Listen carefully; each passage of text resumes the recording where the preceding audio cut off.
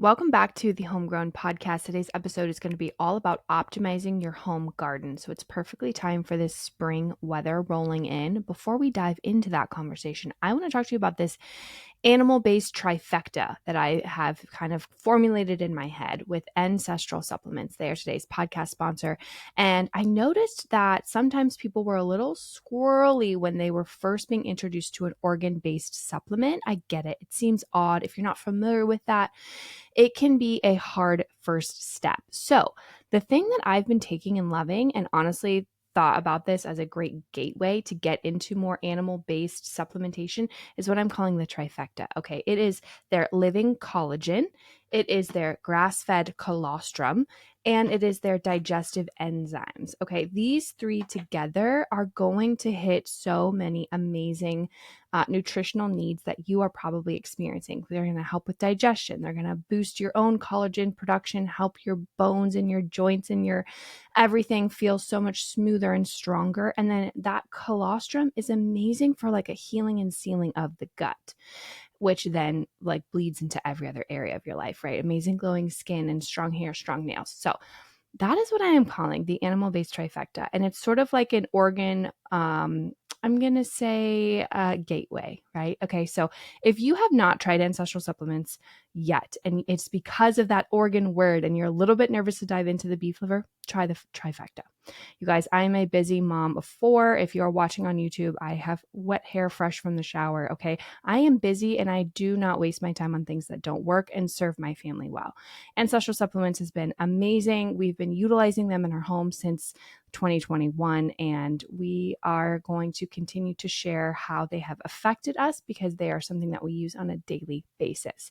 You can save 15% off of your order if you try that animal-based trifecta or any of their products using the code HOMEGROWN. Just go to ancestralsupplements.com/homegrown. You'll see my little picture there. But then you can use the code HOMEGROWN at checkout to get 15% off your order of any product. It doesn't have to be the 3 I just mentioned. So go ahead and check them out, ancestralsupplements.com/homegrown, and we will dive into today's show.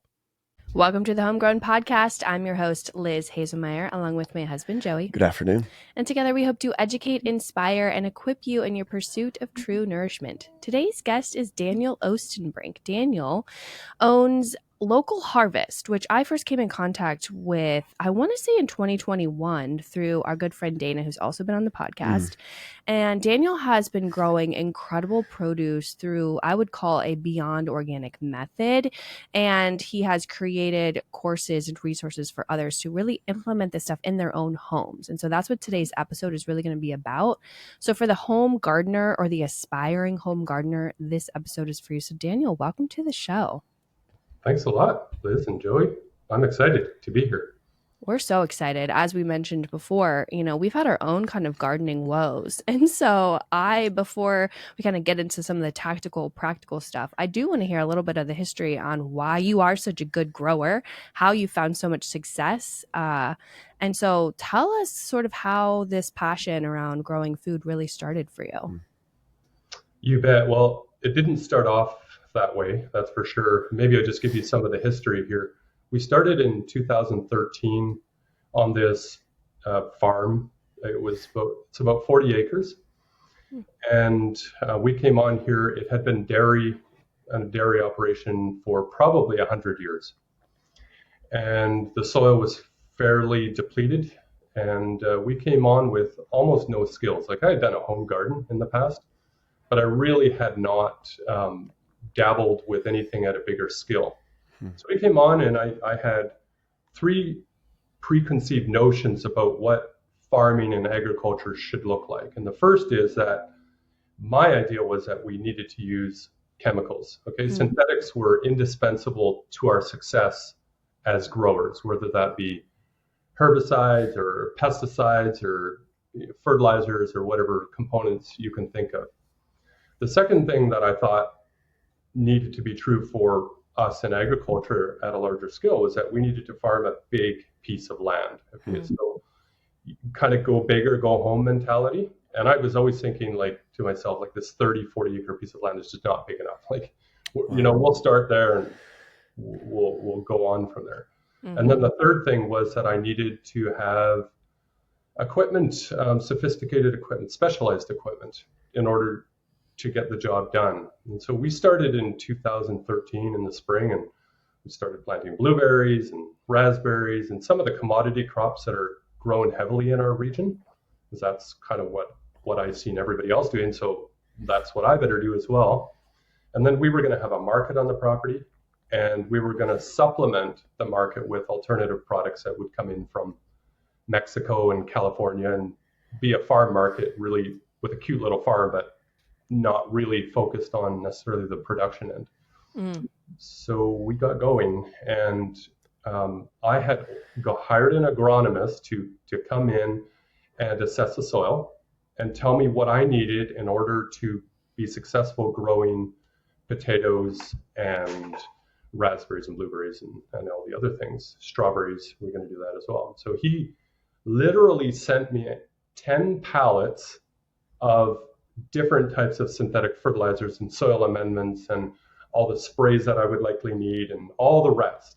And wow. we had a lot of money to start off with here. So I was like, well, anything to be successful, bring it on, right? So this stuff started coming onto the farm, but then we started to deal with significant weed pressure, and especially in some of the smaller crops that we were growing, like carrots, where you can't actually use herbicides because you're going to kill your carrots. And so the farm by June was an absolute disaster. Like, it was so weedy. I wanted to bust out our big tiller. We were hill farmers. I had bought this massive 8-foot tiller pulled by a 95 horsepower tractor. And I was literally like, I'm going to till the whole thing up. Like, I cannot bear the embarrassment of all the farmers in the area laughing at this new kid on the block. Right. So at that time, I found out about a cousin who I knew was doing a market garden, and he expressed some interest in maybe supporting us on the farm. He had done a small 1-acre plot, dabbled with it, and sold at market. And I thought, well, what does he know about big scale farming, right? Yeah. Like, he's certainly not going to provide any benefit. But he came on and he said, I'll work for you under a few conditions. And the first is, we're going to go organic. And I'm like, not going to work. Oh, okay. But I had really no choice, but at least to explore that option. And the second thing he said is, all that equipment you bought, the potato planter and the hiller and the corn seeder and all on the cultivator equipment, he said, we're going to probably sell that off. And again, I gave my head a big shake. And then the third stipulation was, rather than try to farm 30 acres, we're just going to squeeze that down and we're just going to farm 1 acre. And I'm like, those are all the things that I believed were absolutely essential for our success. He was like, one by one, throwing them out the window. And he said, what I'll do is I'll start with that 1 acre and I'll show you what I can do on that 1 acre. And I said, go. And he started in mid-June, something like that. And within a month, he was producing radishes and spinach and some other fast maturing greens. And then a little while later, he's coming up with the early carrots and beets. And I had told him when he started, I said, whatever you produce, I'll sell. I was completely wrong about that. He was producing far more than what even our little roadside stand in a busy area could sustain. And we were getting customers who were driving by. They were noticing us. That was, I think, the most amazing thing. At the time, we were just in a little roadside stand. They were stopping in to buy our stuff. And every one of them was saying the same thing. We're glad it's grown organically without chemicals. At that point in time, the chemicals were off the scene. We love what you're doing. You're transforming the neighborhood. And there was so much encouragement. And so the next year, we upskilled a little bit, went to 2, 3, 4, 5 acres. And before you knew it, we were farming bigger scale. So thanks to that young man, he set me on the path towards regenerative agriculture, which I would define as being a way of farming that can produce massive amounts of food without extracting from the land, but rather replenishing and rejuvenating land health, which I thought was impossible. Mm-hmm. But like, if you're going to be harvesting things from the land, like, don't you have to be like putting things back in? Mm-hmm. And so that totally shifted my thinking about this. But it's amazing how regenerative agriculture can transform the way we think about agriculture. So today, how much land do you grow on?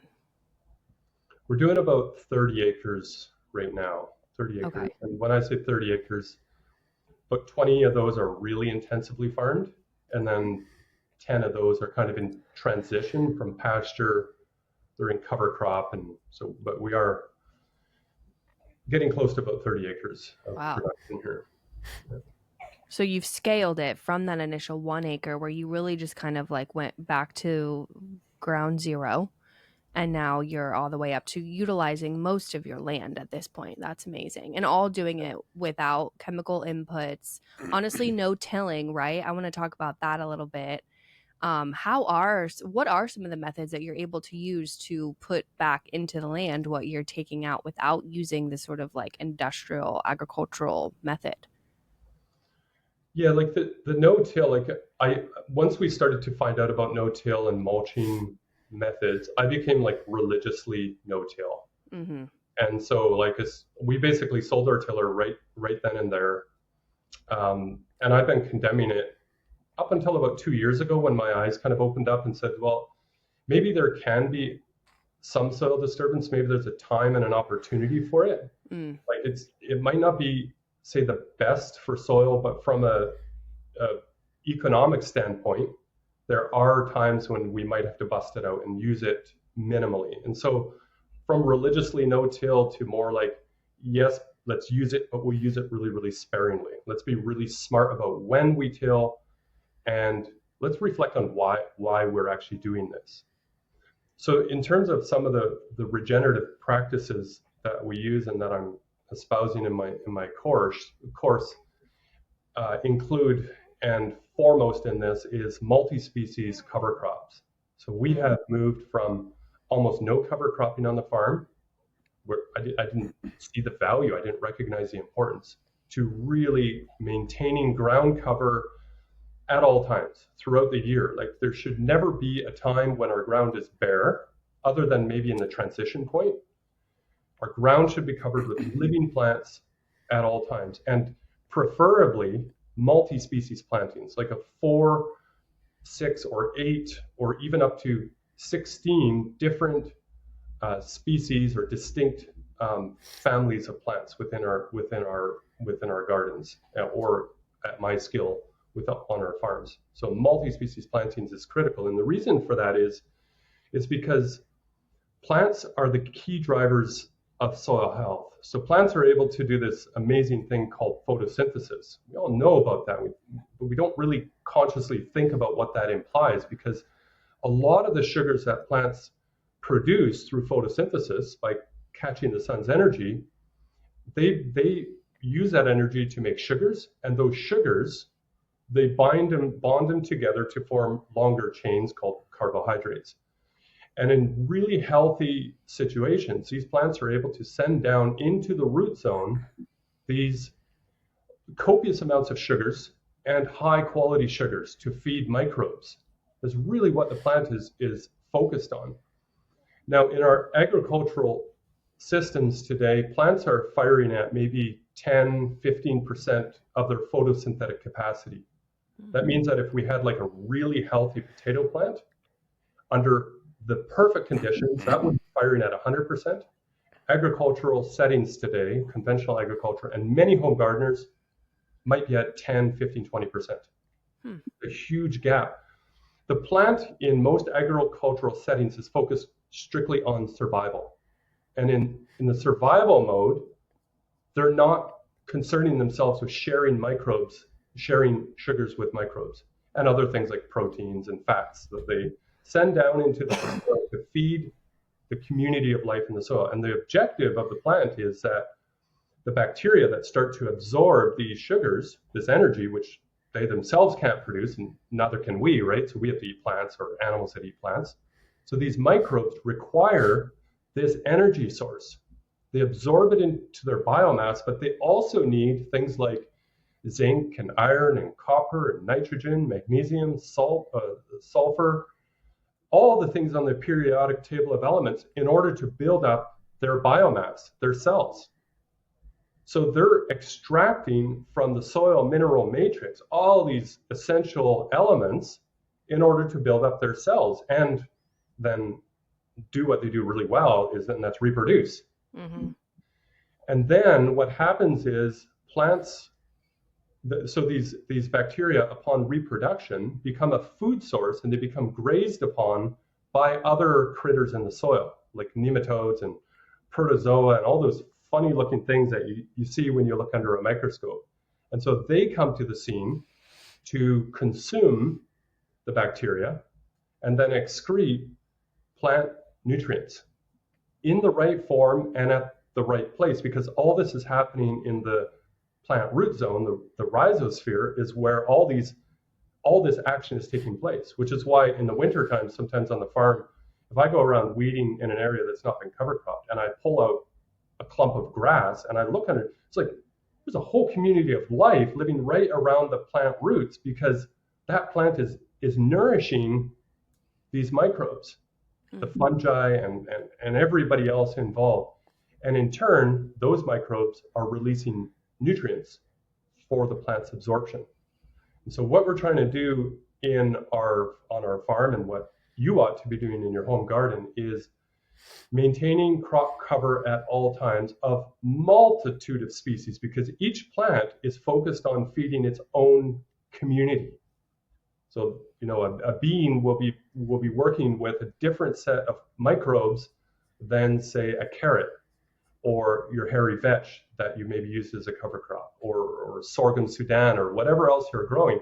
They all work with their own community of life. And what we're doing is we're creating a community in the soil that is, number one, very big in terms of population, but very diverse in terms of who is actually working in the soil. Because the more microbes we have, the more disease suppressant our soil is going to be, and the more nutrients we're going to extract and make available for plant use. It's a real fascinating system at work below our feet. I want to hear more about, I love all that. You clearly know so much more about farming than I do. But so you bring this guy in to help your farm. Yeah, you're trying to farm 40 acres. He says, let's just do one. And he's able to yield just a major abundance of, you've got like the Garden of Eden once he's done, right? So what was it that he did that was so revolutionary to yield such a massive crop out of 1 acre? Like what were some of the pillar actions that he took? That's a fantastic question. So number one, he was starting to successively plant and seed. Okay. So he didn't just do one sowing of beans. He would sow beans weekly. This is what I tell home gardeners so often is knowing what the earliest time you can plant your beans or seed your beans is far less important than knowing what's the last sowing of beans in order to reach maturity before the end of the season. So he would start to seed successively. So carrots were going in weekly. Now that's on a market garden scale. As a home gardener, that would be overkill, but we really need to be thinking of succession planting. That's the first thing that he did really well.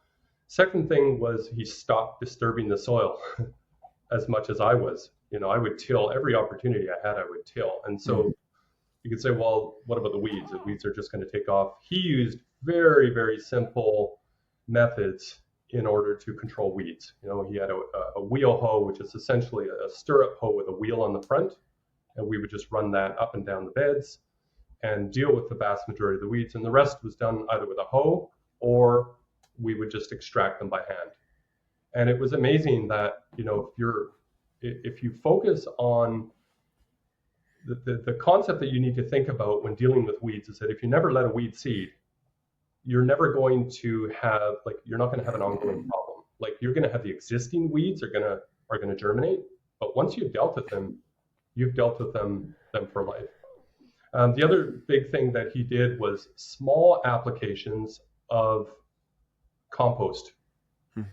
Well, the plants were in the growing stage. So throughout the growing season, we typically think of an application of compost as being done, a big, one and done dump, say in the spring or maybe in the fall, and then that's kind of it. So he had ongoing nourishment throughout the season. Now, as you develop soil health, that becomes less important. But initially, what we're trying to do when we add compost is nourish microbes, because some microbes are decomposers in the soil and they need a food source. The other thing that he did was he started mulching. So we started to, keep the ground covered with a decomposing plant material, and that naturally reduced our weed pressure, but also kept the moisture in the ground and provided a habitat for not just microbes, but also for larger species of insects and beetles and spiders and things like that need a home, and they also need a food source. So those were some of the things that we employed. And then just stopping with the chemicals, like getting the chemicals out of the scene. What happens when we apply nitrogen in the nitrate form or in the ammonium form? So nitrogen comes in many different forms, but when we apply it in the inorganic form, which means that it's nitrogen that's not bound to carbon. But when it's bound to carbon, we say it's organic. Don't think of it in terms of like organic, in terms of like what we think about in agriculture or food today. Think about it in organic in a chemistry term. I don't want to get too technical here, but so when we apply it in the inorganic form without it being bound to carbon, plants readily absorb this form of nitrogen, nitrate, ammonium, urea, and they take it into their system, and then they stop sharing with the microbial population in the soil because they really get their fix. And they're like, oh, I kind of got one of these essential elements. I'm going to stop sharing. And they do. In fact, not only that, we actually kill off populations of microbes in the soil with these synthetics. So really is damaging to soil using these synthetic chemicals, and also the herbicides and the pesticides. Like glyphosate is a great way, Roundup is a great way to kill microbes in the soil.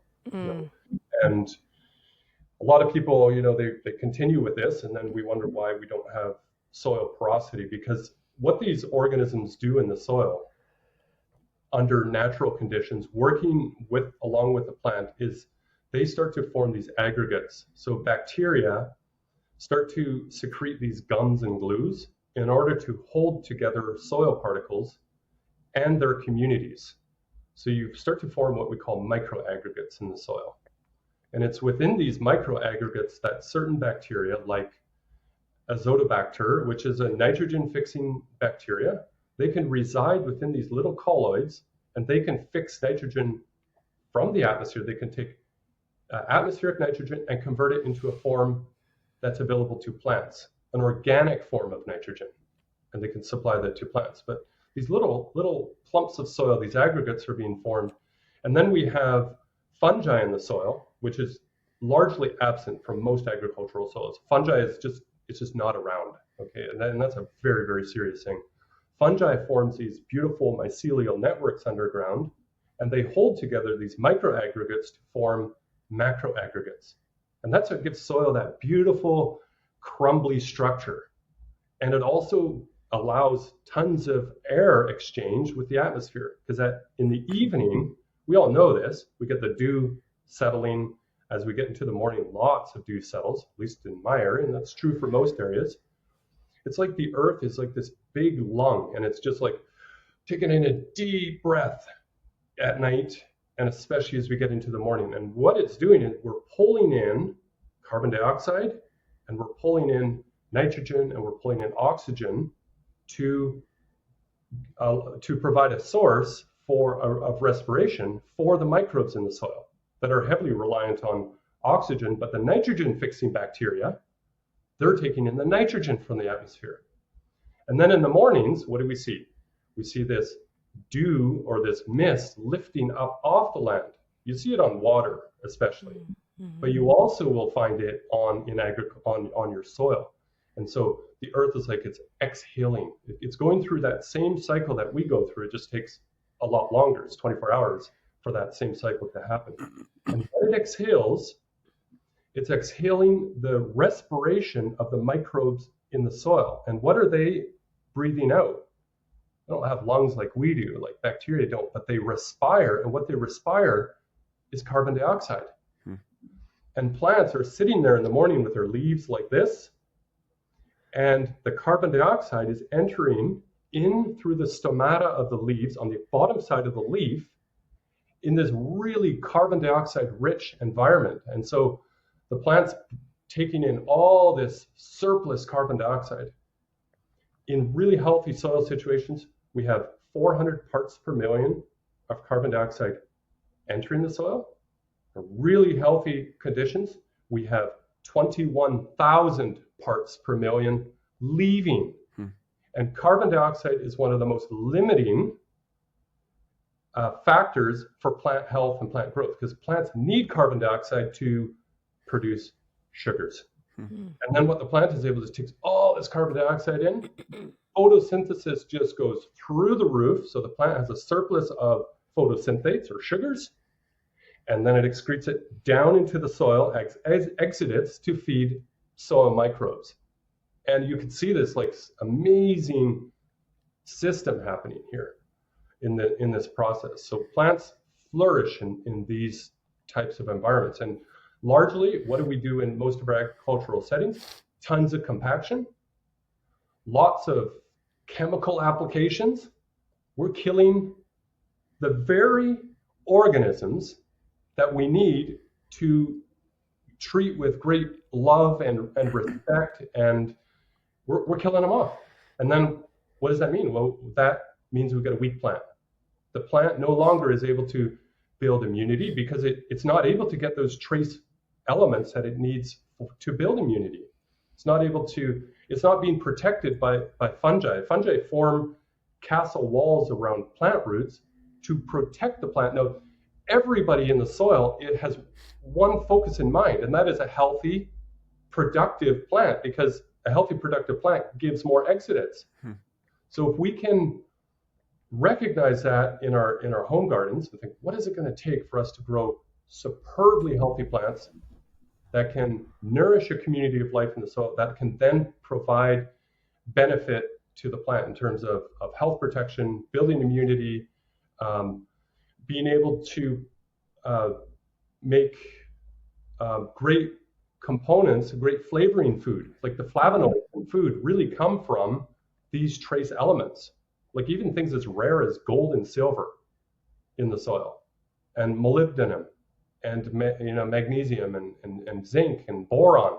The plant uses those elements. Actually, microbes use them. They manufacture them. Like, think of your kid playing with Lego. Yeah. We bought Lego for our daughter years ago, and I went in the crawl space and looked at what she did probably about 10 years ago. It's almost not been touched. And what she was doing is she would get the raw bricks and blocks and pieces, and then she would pre-manufacture those into like larger pieces, making, cars and trucks and things like that. And then she would combine them all as part of a bigger community, which is, the Lego companies are very smart, right? They're selling a product, and they know how to do that very well. Same thing in the soil. So the microbes are actually pre-manufacturing little cars and trucks, and then giving plants these pre-manufactured molecules. And the plant doesn't have to expend energy in order to build these structures themselves. They're actually getting pre-manufactured amino acids. They're not getting nitrate and ammonium and urea from the soil, although they get small quantities of that, but they're actually getting amino acids, which is a combination of these other smaller molecules. And then the plant is able to take these amino acids and form peptides, and then they're able to form proteins. And when we can give plants pre-manufactured goodies, the plant's going to flourish. And you're going to have a plant that normally would take 50 days to 60 days to reach maturity, and we can do it 10 days faster. Wow. Under really, really healthy soil conditions. And it's going to be much fuller. It's going to be nutrient dense food. Mm-hmm. And so the whole cycle is, when I started to figure this out, so that gentleman kind of cycling back who helped me out, he was 10 years younger than me and 20 years smarter. Mm-hmm. And all he did was he just said, look, we can do it this way. And I just watched. I was mesmerized. And then he said, well, I got this info. I didn't discover this myself. He said, there's like, Elliot Coleman's been doing this a long time. And he started to give me all these big names in the agricultural world. And I just started buying books and I was reading. And then that was kind of like the organic movement back then, or beyond organic movement. Mm-hmm. And then recently, the last couple of years, I started to find out about regenerative agriculture. And I've been learning so much from John Kempf and Elaine Ingham, Dr. James White, I think it's James White, Christine Jones, and there's so many others. And these people, the saddest thing is they almost are doing their work in some kind of like isolation. Why is their message not resonating, although it is more today? Mm-hmm. But why is it not resonating on a far greater degree than what it currently is doing? Joel Salatin, a big name out there, Gabe Brown.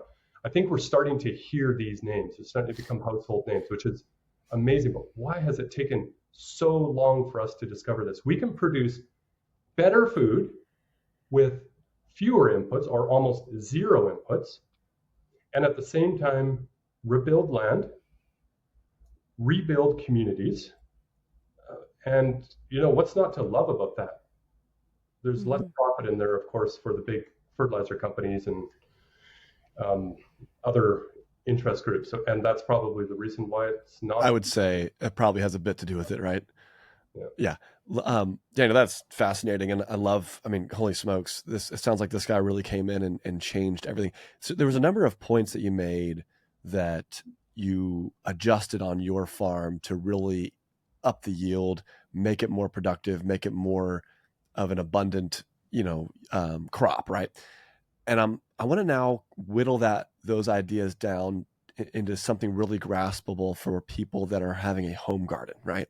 And so I want to pose a scenario for you, and then I want you to correct me and or tell me where I could have done better or should have done better. So I grew up and we had a little farmer's market similar to what you're talking about. And we had, let's call it 5 acres that we would farm. And we did the exact same thing that you did. So we had, I would say probably 3 acres, maybe 3.5 acres of corn, sweet corn that we would grow. And then we would plant, 120 tomato plants and 12 to 15 zucchini and squash. And then we would do like a big row of blackberries. And in the Midwest, right, corn is king. So, I'm in Cincinnati and we did corn because everybody wanted sweet corn, and it is what it is. Now, we did a lot of the methods that you were talking about, right? So early on, we tilled the land, and we build these mounds for the zucchini, and some of the kind of like old wisdom, if you will, that I was learning from my grandfather was, man, you got to have space and nourishment in the soil so that the roots can grow and expand. And so we were buying fertilizer, but we wanted to till it because it was like, we want the roots to have zero reason to not, expand and grow. And for a zucchini plant to have just like this big mound of dirt that you could put it on so that it could, and then it was, bury half the stalk of the tomato plant underground so that it could, expand and grow more roots. And so these were some of the like things that we did. And we didn't do a tremendous amount of spraying, but we did do some spraying. We were not. Your mom said you would do like Miracle Grow. Yeah, we would use like fertilizer, like synthetic fertilizer. We weren't like going out there with Roundup and like spraying. Yeah. And doing any of that. We did a lot of by hand weeding. Now I will say we did till the property very, very aggressively before each season to plant it. And my reasoning for why we did that, or at least that I understood, was one, it was told to me, right, that this was how we had to do it. But then 2, it was like hard for me to understand when and this is where I want to get into it with like home gardens. A lot of these people like that are going to be listening to this or watching this, they might be in the suburbs, right? And they're going to look out on their yard And they're gonna be like, well, that patch over there, we could sacrifice, and I don't have to mow it anymore, and it gets pretty good sun. Well, right this moment, that patch of grass, my brain initial thoughts are it needs to be churned up so that you can have like a surface or a blank slate, if you will, to start to introduce what you want it to become. And what I would want to start with is Daniel, like what is a good starting place for the home gardener that's trying to pick a patch? Maybe it's a 10 by 10, 20 by 20 garden they want to have at home, and we're going to do like 6 tomato plants, and what would be a good starting place for that patch, and how do we kind of get it planted? Yeah, no, I love that. So the first thing that I would say is that our emphasis as home gardeners should be on focusing on plant health, because like I said earlier, the plants are the key drivers for soil health. We kind of get that kind of backwards. We forget that the plant is actually the one that's going to allow us to build really, really healthy soils. And so we've always started with the soil, right? Yeah. Like, okay, like let's think about what so we may send in a soil sample as a farmer. A home gardener, you probably wouldn't do that. So we send in a soil sample, and then we're told that there's a phosphorus deficiency or nitrogen deficiency, whatever. And then we think that we have to add components. But the real thing is that these components aren't actually often in shortfall. They're present, but they're just not plant available. So they're locked away in the soil mineral matrix, like say it's magnesium, or pick something like manganese actually, and iron. These are available, in across the Midwest, especially your area, my area over here. Most soils have an abundance of iron and manganese available. The unfortunate part is it's locked away, it's been oxidized in the soil, and it's no longer available to plants. So when we do a soil test, it looks like there's a deficiency. We add more of these components, and we further, we almost get an excess. So the strategy for us is to build really, really healthy plants that can work with the community of life in the soil, that can then extract these things and make them available. So now going back to your question about like, what would a home gardener do who maybe you've never gardened before? Maybe you've got a patch of grass, or you want to expand your garden to, want to take up that lawn. The whole lawn to garden movement has become pretty big today, and that is awesome because I love it. We don't realize, at least we've never been told this, that the biggest way to change the way we do food is to grow food. I've learned long ago to stop pointing at my neighboring farm and say they're doing it wrong and they're doing it wrong, although I still do that a little bit. But the main thing is, what are we doing with the piece of property that's been given to us, or the one that we are stewarding over? That's the most important thing, and we can make huge changes on a small plot. So if you had a chunk of lawn that you wanted to convert into a garden, the first thing I would do is I would go through that 10 by 10 piece or whatever size, and I would extricate all the weeds. So I would look for, especially the pernicious weeds like dandelion, buttercup. I'm not sure which weeds you deal with, but it's probably quite similar. Oh yeah. Clover is another one. Get rid of all those weeds in that. And by get rid of it, we're going to pull them by hand. Dig them out by hand, whatever it takes. Get out the entire root system. The way I see it is, if we start off right, and we do the hard work up front, it's going to pay huge dividends down the road. Yeah. That clover that you just dug out is never going to return. Okay. A lot of people, they've used this, what I would call the cardboard method. They'll layer down cardboard, and then on top of that, they put some compost.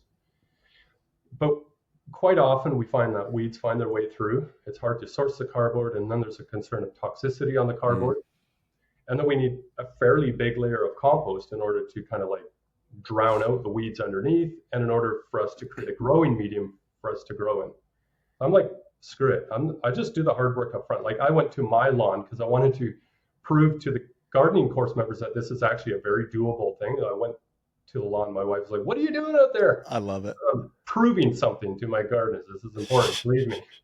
I took a 10 by 10 chunk. I dug out the weeds. Okay. First thing I did, and then I shaved off the grass at the bottom. Like I just undercut the grass. That all went on a pile. It's going to go in the compost. The next thing I did was I got a fork, and I dug down to deal with compaction. That's very, very, very important. Deal with compaction, okay? And do it mechanically, because you just don't have the plants right now. You want to speed up the process of loosening the soil, right? We all want to loosen the soil. So we get in there, we loosen the soil, and I really worked it down up to 18 inches. Okay. I flipped it over, and then after that, I layered on about 2 inches of compost. Good. What kind of compost are we doing? Like food? We're not putting the grass and weeds that you just put on the other pile there. No, this is fungal dominant compost that we produce on the farm. Got it. Find a good compost source, which is pretty hard to find these days. And by good compost source, I'm talking about a compost source that is, it might look black, but it might be as dead as anything. Right? We want a compost source that is living. So it has living microbes in there. If you were to put it under a microscope, you would find bacteria, just swarming, protozoa, archaea, yeast, molds, all kinds of things. And it may even have like larger beetles and centipedes and millipedes and all the other things, isopods, living in and amongst that compost pile. That's a good indicator, because then you have the keystone species. Those are like the bears and the wolves of the forest, and they're an indication to us that all is well with the forest. We see healthy populations of the keystone species. And the same thing in a compost. So I layer that on 2 inches, and then I seed a cover crop. That's the first thing that I'm going to do. So really what I'm trying to do is I want to kickstart the biological engine. Plants need to do that work for me. Why a cover crop and not just, start with my lettuce or my corn or onions?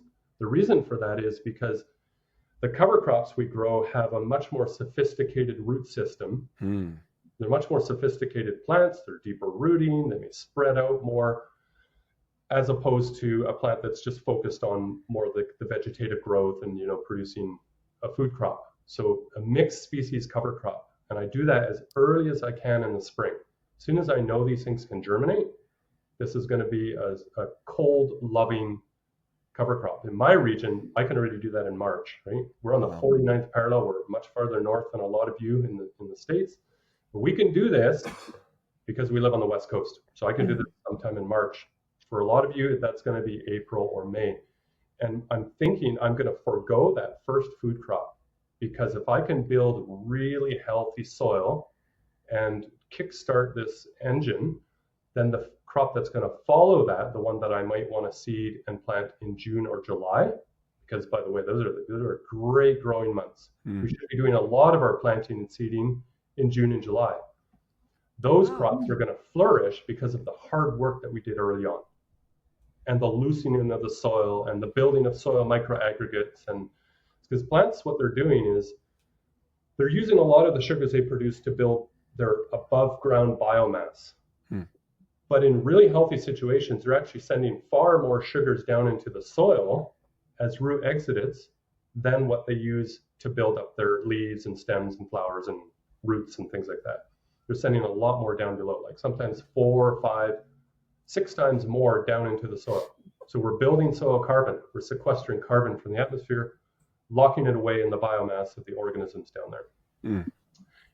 So that's the first thing I would do. I would.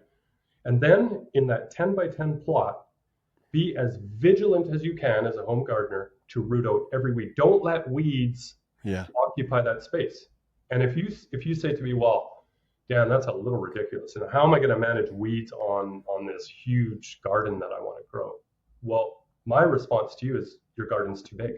Wow, yeah, that's good. If you cannot maintain the health and the vigor of your garden, then you're doing too much. Let me pause, because I'm slow and I want to make sure that I regurgitate what you said and that you ensure that I've understood it. So, and I'm going to cross-reference kind of the story that I brought up initially. That was kind of my hope here. So initially, right, some of that old wisdom that I was gravitating to starts off with get the first layer. So I've got a yard, right? I've got a lawn, and it's grass and clover and dandelions, etc. Right, and the dandelions in Midwest, Daniel, are insane. Like if you've got a lawn without dandelions, for a fact that person's juicing their lawn like all day. Yeah. It's just like you either have dandelions or you can't walk on your lawn because you might melt your feet. But the starting point is we're going to weed out dandelions, clover. Now, are we leaving the grass? But you said you're going to kind of shave that off. So does that look like almost digging it up with a spade and putting it in a wheelbarrow and taking it off to the compost? Yeah, the reason I want to get rid of those weeds first is if I just undercut and shave that grass off down to 2-inch level, I'm going to leave the roots of those pernicious weeds down below, and then they're just going to regrow. Like dandelion, like we love our dandelions too. I can tell you. It's a really important plant, and it says a lot about soil health, and that's a conversation we can have too. But weeds tell us a lot of things. Yeah, so get rid of the dandelions, the buttercup, the clover, whatever it is.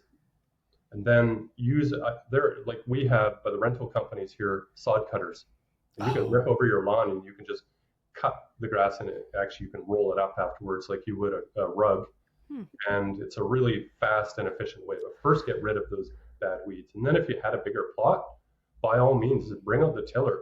The problem with the tiller is they only usually reach about 8 inches deep. I would way rather see people use, if you have a bigger plot, like a chisel plow or a subsoil or something where you're getting down to 18 inches to break up that hard pan.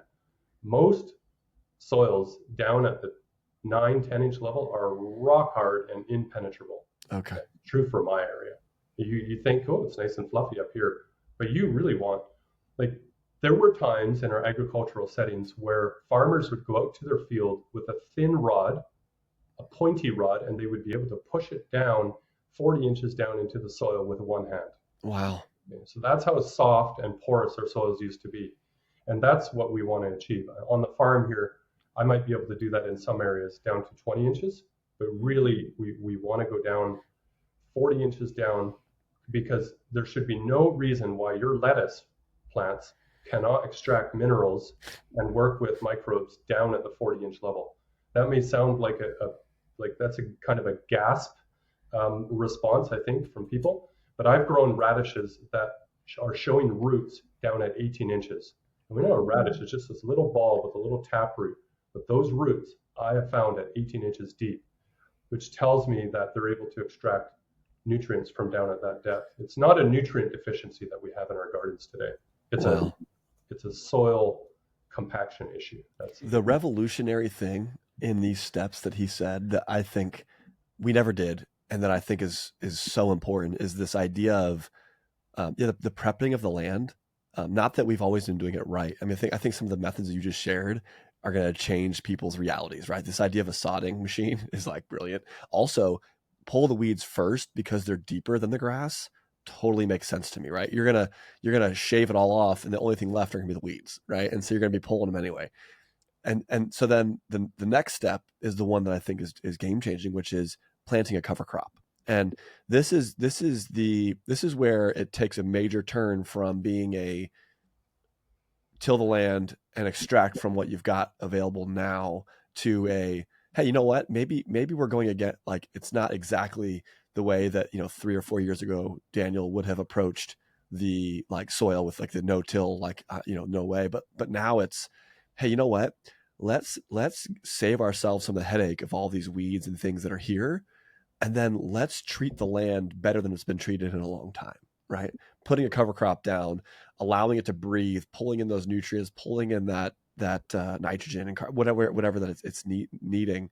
And then, so from the cover crop, now, are we tilling the cover crop down, or are we letting it die off and then planting our, like, what we want to grow? Yeah, no, that's a really good thing. I'll just back up a little bit, because we are going to deal with compaction with mechanical means, whether that be digging it up or whatever. That is an important step. And then I should also add that once you've done this hard work of weed extrication, putting the mulch on top, getting your cover crop in, this work should never have to be done again. In other words, it's not like every spring now you've got to go out and deal with compaction, and the reason for that is because you're following a very important principle, and that is keep the ground covered with living plants at all times. Yeah. But you are right. What are we going to do now? We got, we seeded our cover crop in April, May.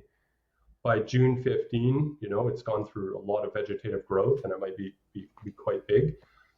How are we going to now get our food crop in? And the way I would deal with that is with a mower, okay? So, or a hedge trimmer, whatever it takes to basically chop and drop. So you chop and drop that cover crop, and you let that residue stay on the surface, because that right away follows a very other important principle, and that's keep the ground covered with a decomposing plant material at all times. So there's two types of coverage that we need to maintain at all time: living plants and then crop debris. And why is that so important? Well, it's important in nature. You go in the forest, you go on the plains that are, I'm talking about undisturbed by human activity. Look at those areas. They're always got living plants.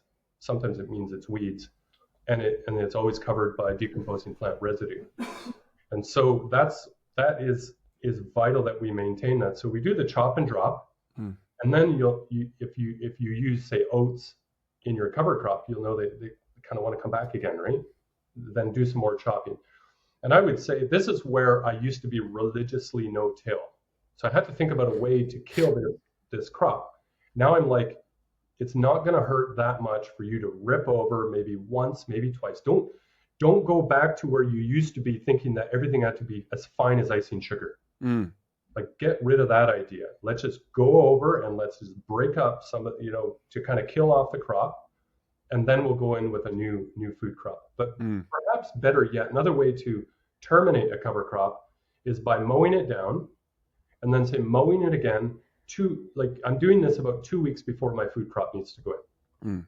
I mow it down again, and then upon doing that, I may cover with cardboard or a tarp or a piece of plastic to suffocate the weeds. Actually, you're starving them of light, and in some cases, you're starving them of air as well. Okay, you don't want to leave that too long, because you don't want to kill those very species of microbes that you've worked so hard to build up. Right. Yeah. So don't, but they will survive a 2 week, 3 week, disruption, if you will. And then you can go in with your carrots. Now, carrots is a pretty fine little seed, right? So you're thinking, I got all this chunky business on the surface. You'd be surprised how carving a little furrow in there, dropping your carrot seeds 1 inch apart, and then covering up with some fine compost, those carrots will be just fine. Or your beets. And then you can also transplant in here your onions, whatever you're transplanting. Maybe you transplant lettuce, or maybe you transplant broccoli and cauliflower and all these other things, which actually, Liz, I think you mentioned this earlier, and just kind of going back to this, that you had purchased your plants from a garden center, and you're kind of thinking, therefore things are going to do well, because the biggest problem with garden centers is, well, there's a few problems. The first is they don't recognize varieties. They're not thinking about varieties. Like, kale is kale and carrots are, well, you probably wouldn't transplant carrots, but say broccoli is broccoli and cauliflower is cauliflower. That's the first problem. The second thing is they're using a heavy chemical dose on these plants. Very likely they're heavily chemicalized in the growing process, including applications of things that slow down growth. Suppose that in the greenhouse where they're grown, the weather's really hot the May long weekend. For us, that's Victoria Day, third weekend in May.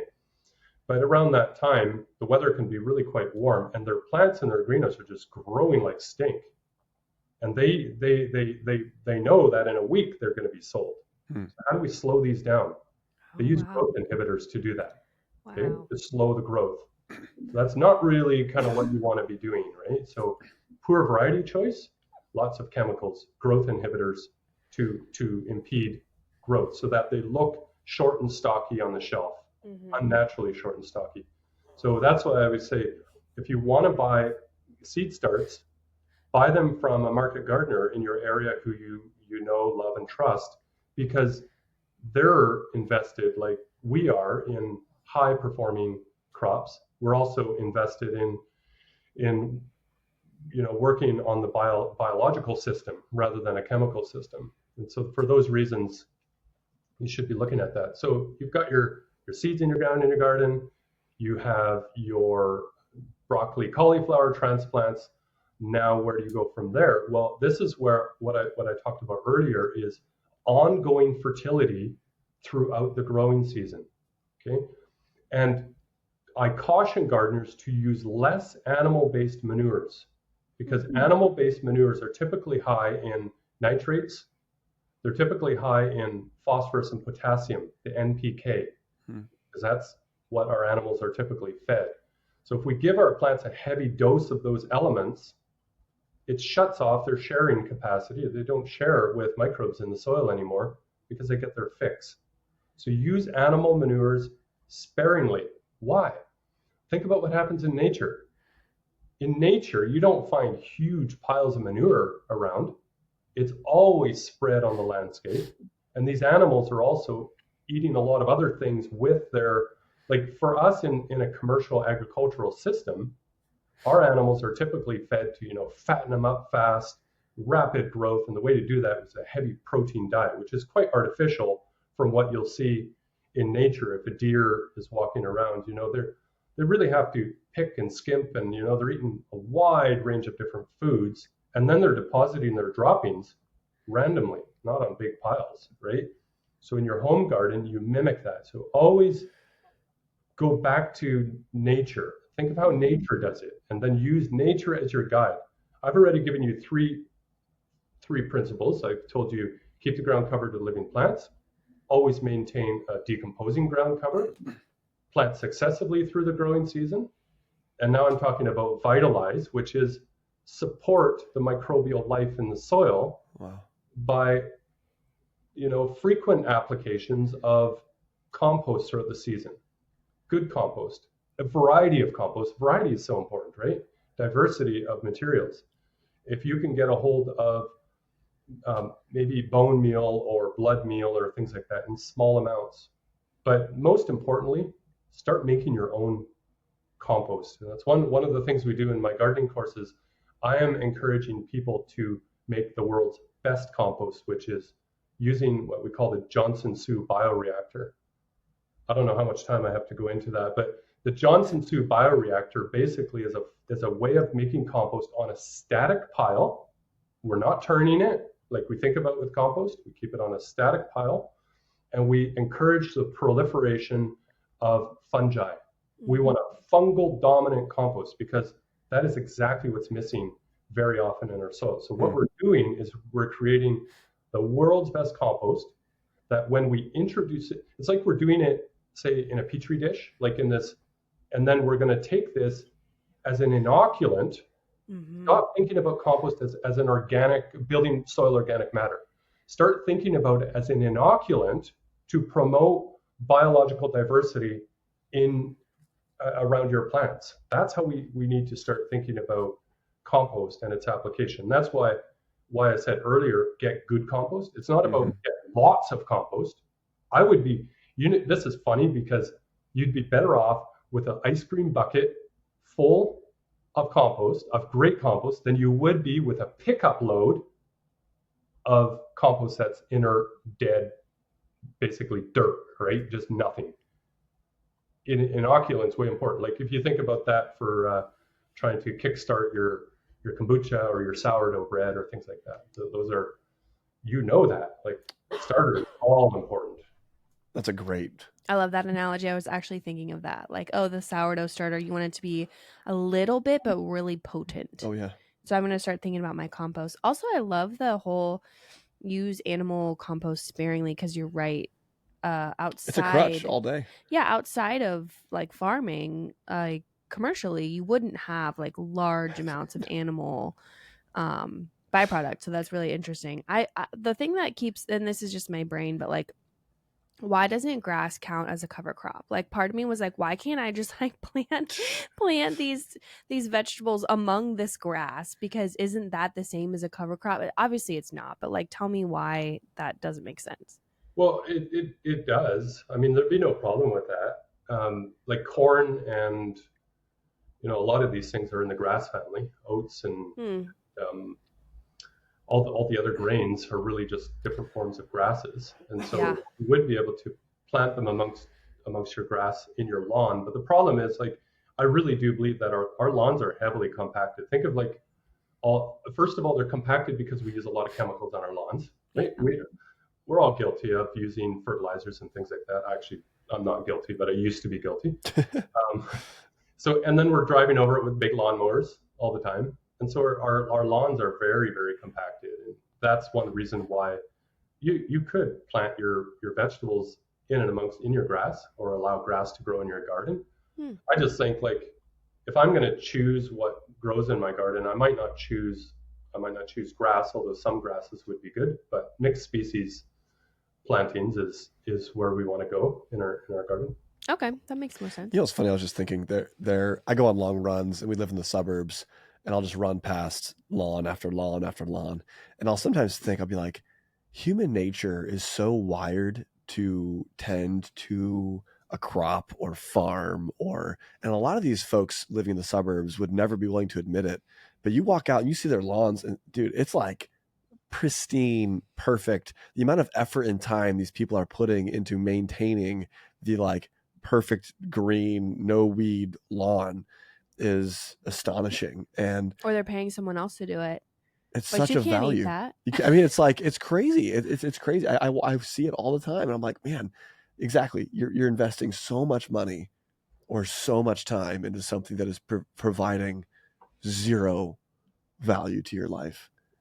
Yeah, one time our girls, because our lawn, man, if you drive past our house, it's like dandelion nation. I actually have a hand like weeder that on days where I feel like I just have like hours to waste, I'll go in and I'll hand pick dandelions and to get them at the root. And one time our girls were like picking the dandelions and like tossing them up in the air a little too close to the property line. They were playing fairy. And our neighbor actually came out and scolded them and yelled at them because, you know, they said, quote, "We pay a lot of money to make sure that there are no weeds on our line of property. And so we don't want which totally makes sense. Like, my girls shouldn't have been throwing dandelion heads in their garden. I don't think they were trying to, but in their fairy days, they weren't like paying attention to where they were. And it was just a moment where I was like, wow, they're really serious. Dude, lawn terrorists. They're really, they were just really lawn, serious. like, terrorists running around with dandelions. It was, craziness. That invokes an interesting thought, because what I've learned from some of the regenerative people out there in the agriculture space, which is kind of what I've been fortunate enough to be able to, I've been kind of feel like I'm in the right place at the right time, that I can take all this information, it's all out there on the internet, and then I can put it to work on my farm. Mm-hmm. I can see what works. I can tweak it for my climate, become what some people refer to as becoming the genius of your place. So understanding your circumstances, your local circumstances, because what works for me might not work exactly for you, but the principles always work. Mm-hmm. And then in trying them on my farm, and then passing on that knowledge to people in my course, or the people that I come across with in my day-to-day life. But one of the things that I've learned from somebody out there is, like, look at the weeds that you have growing in your area, and then don't grow the weed, but grow the domesticated version of that weed.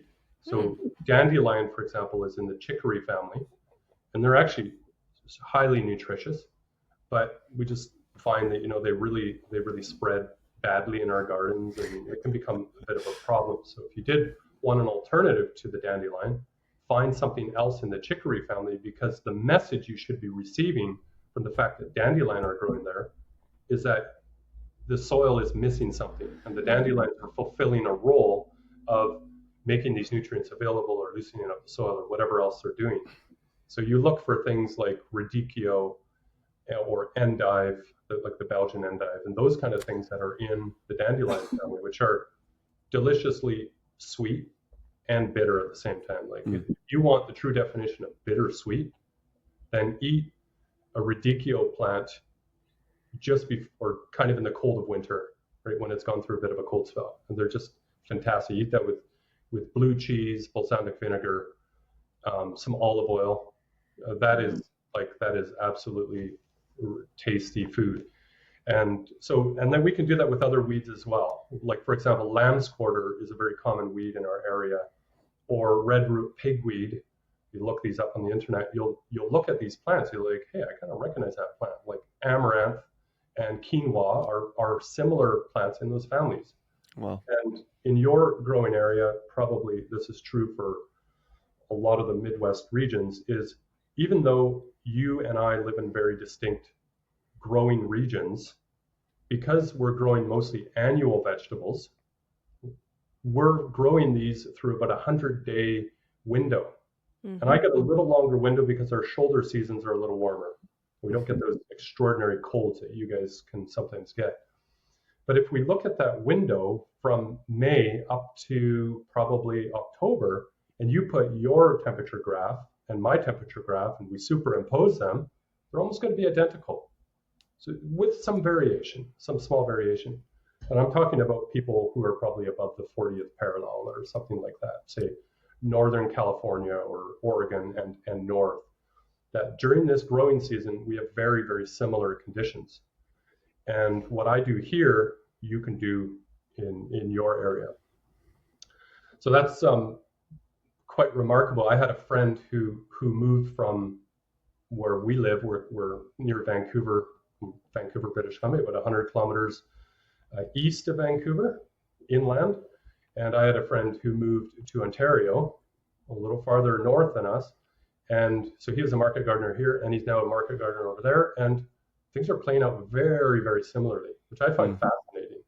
Now, this is not true for things that we also may want to include in our garden, and that's perennials, like figs or apples or pears or plums or citrus and things like that. Now we have to really be concerned about the zone we live in and the minimum temperatures that these plants can sustain, which kind of brings up another point. That's another one of the big tenets of farming and gardening is we need biodiversity of species in our garden. We don't just want to grow annual vegetables. You've got to be thinking about flowers, perennial flowers, herbs, things like vines, bushes, shrubs, trees, and you kind of want to have like everything growing within your growing space. You want to transform your yard from one or two dimensions on the flat into a third dimension. And we all know this. We have an unlimited amount of space up and down. You don't have to pay more to acquire land down below your feet at 3, 4, 5 feet.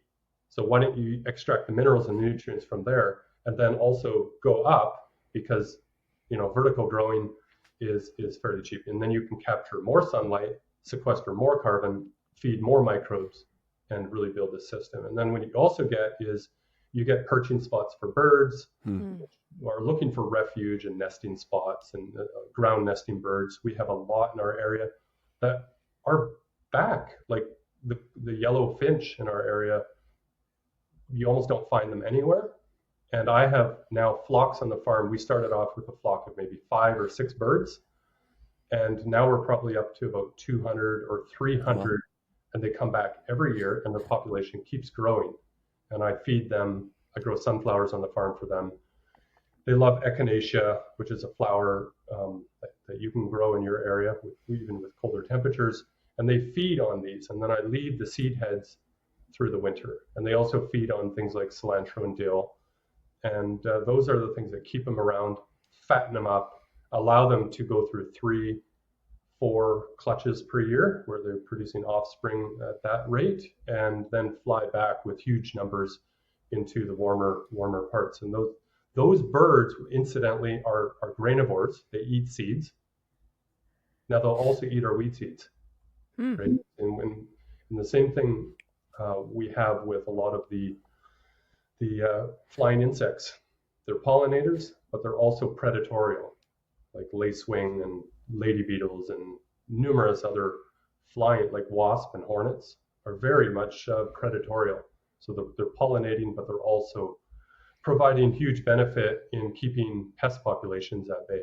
So using all these different mechanisms, we can create a really healthy, flourishing ecosystem on our yard, produce huge amounts of food, and transform lawns into verdant food-producing gardens. And I think in the States, like if I'm not mistaken about this, I could be wrong, we'll have to look this up. I believe there's more lawns in the United States than there is agricultural land.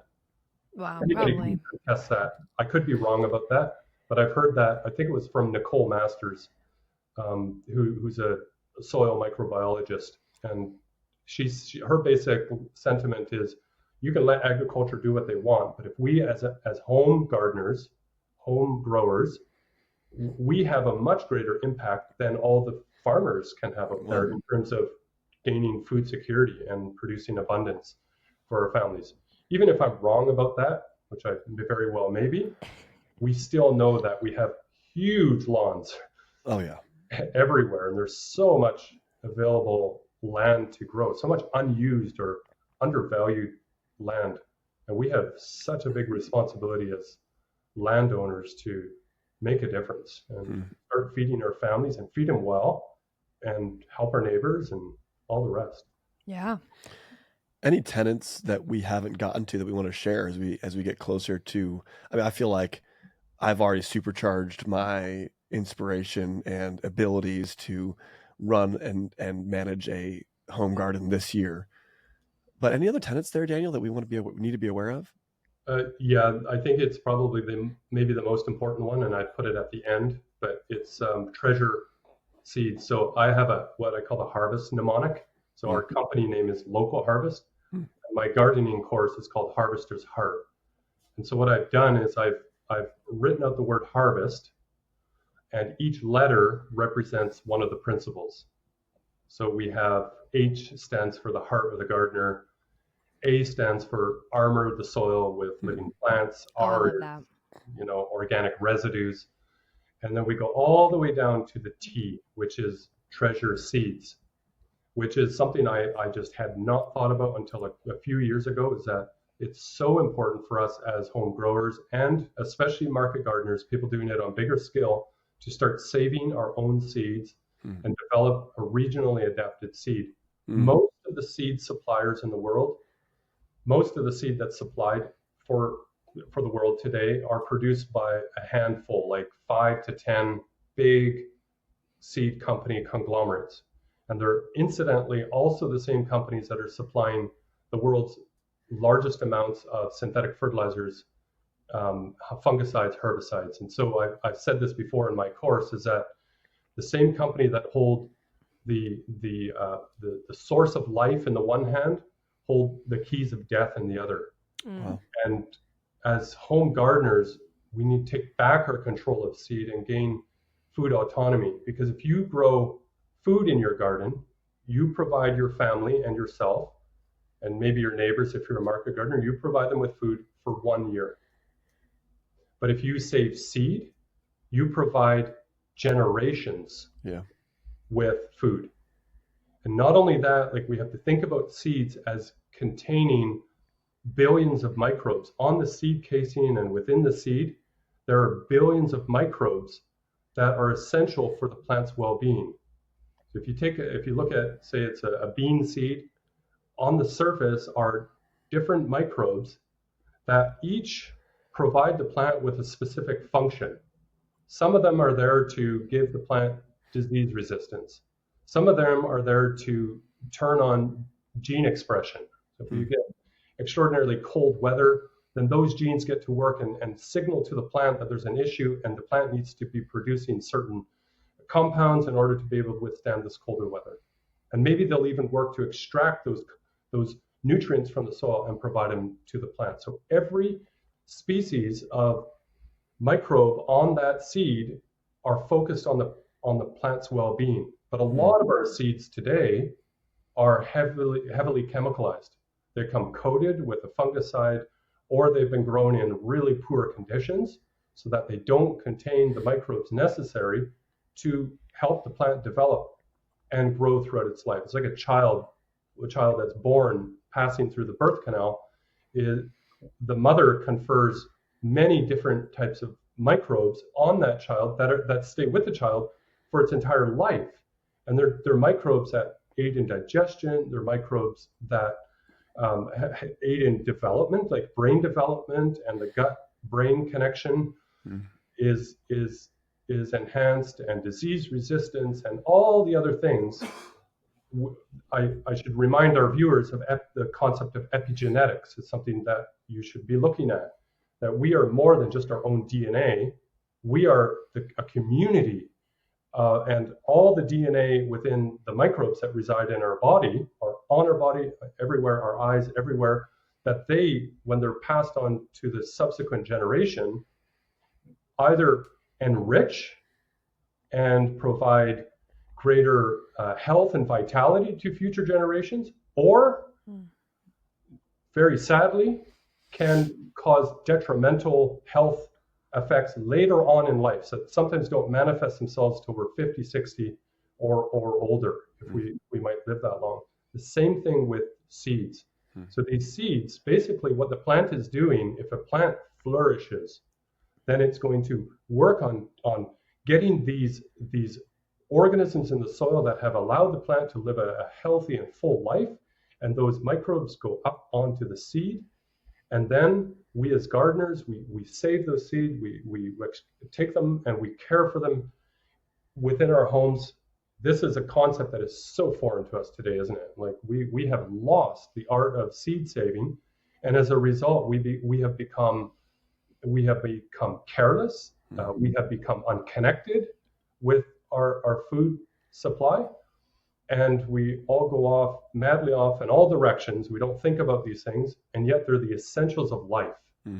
And you think of humans, we've been saving seed for thousands of years, and then we stopped. We just stopped. And coincidentally, when we stopped, our food nutrition was lost, and our connectedness and our care and our community mindedness all went at the same time. There's other factors there as well. But one of them is that we failed to recognize. And the other thing about seed is when we understand the complexity of the system, and we understand that it's a biological system, our whole approach of caring for the plant throughout its life completely changes. We can no longer violate these principles because that is going to affect the quality of the seed. And if I affect the quality of the seed, future generations are not going to get the same benefits that I might have had. So instead, we're going to work hard to create a healthy biological system that can then be continued for our children and beyond for many, many, many years, hopefully. I love that.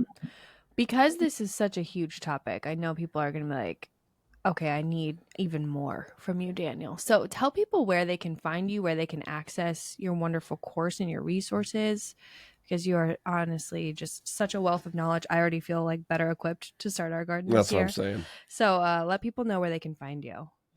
Yeah, there's a lot to be learned and much more that I can cover. So the course that I'm teaching is, you can find that on harvestersheart.com.